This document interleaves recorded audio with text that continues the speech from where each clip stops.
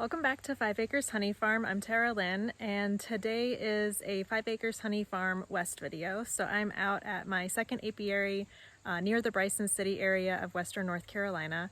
And while I was making some trails and exploring the woods, I came across a really interesting tree, and I didn't really know what it was, and researched it a little bit more, and I want to take you back and share it with you.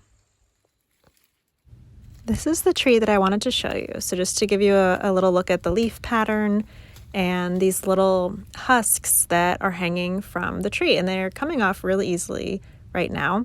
So I did some research and I think this is a bladdernut tree. I'm still trying to validate that. So if this looks something familiar to you, please let me know. But inside is a little nut, and just trying to get this to focus. This is looking much better now. And I'm gonna gather a few and take them inside.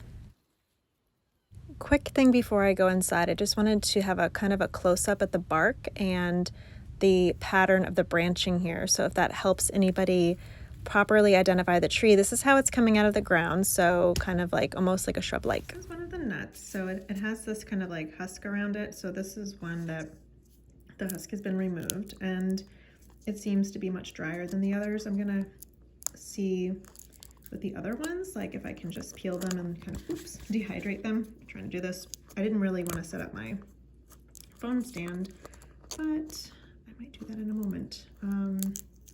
Actually, it's opening up really easily. So inside here, from what I read, there should be 2 nuts inside. So it's about the size of a hazelnut. Okay, I will definitely need to use 2 hands. 1 second. So I'm not really sure what these are. Upon closer inspection of other videos on bladdernuts, their husks are different. The bladdernut husks actually have like some chambers in them, and they also form in clusters from earlier blooms in the season that were kind of clustered together. On this tree, these were more solitary. Against better judgment, you know, you're not supposed to ever eat anything unless you're 100% certain what it is. I did have a little nibble of it. I've never had a nut allergy before, so I feel like my risk is low. And I, of course, have EpiPens in the house because I'm a beekeeper. The initial flavor was fairly pleasant, but it has a really, really unpleasant aftertaste. I don't know if that's just because it's not like fully dried, because it's still, you can kind of see it's fairly moist, or if that's just part of what this nut is, but yeah, it was quite an unpleasant taste afterward, kind of like rancidy. So it's a really high oil content, it seems like. And I'm only comparing this like wild nut wise to hickory nuts. So I have a separate video about making hickory nut chai. And I've actually been like keeping an eye on the hickory nut trees, and they're not really producing much this year. So, you know, I've noticed in the past, sometimes it's like an every other year kind of thing. So I still have some in the freezer from last year's really great harvest. But that is, you know, the hickory nuts are very high oil content, and this seems that way too.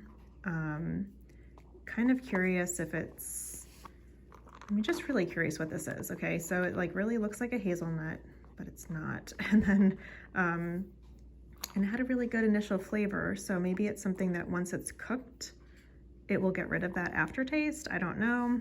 I don't want to eat more of it until I know exactly what this is. So I'm gonna try and dry out the other husks that I have and hold on to them, and hopefully I'll learn from all of you what this exactly is. So thank you, please let me know. Before I let you go, a little update on the bees. I did full inspections of both these hives, and for the first time since probably the spring, I finally found one of the queens. And what's interesting is I heard some noise. I really thought that hive had swarmed, because the other one had swarmed over the summer. I found evidence of that when I had inspected the other one.